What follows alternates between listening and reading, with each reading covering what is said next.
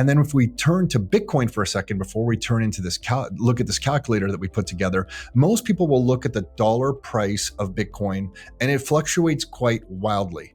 You'll see it, go up really high, and then it'll be in the media, it'll hit CNBC, it'll hit all the financial press, and then it drops back down and everybody kind of goes crazy.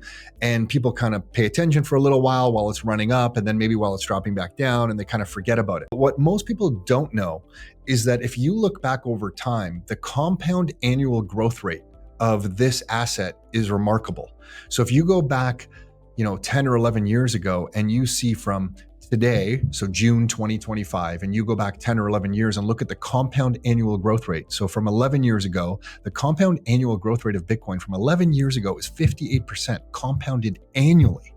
If you go back 7 years ago, it's 45%. If you go back 5 years ago, it's 61%. The lowest that we can find in this time frame is 4 years ago at 28% compounded annually. So this is what gets really interesting, is that the masses and the majority kind of dismiss this thing. They don't understand the technology, which we're not getting into today, but is fascinating. So they don't understand the technology. They just look at the dollar price and the volatility, and they're missing the big story. And the big story is that you have an asset class here that has a compound annual growth rate that is blowing absolutely everything out of the water. And part of the reason for that is that we have an old kind of dollar system that is slowly dying. Governments are trying to prop it up. Central banks are trying to prop it up. And you have a new digital ecosystem that is growing. And because it's just in its infancy still, it's growing at these compound annual growth rates.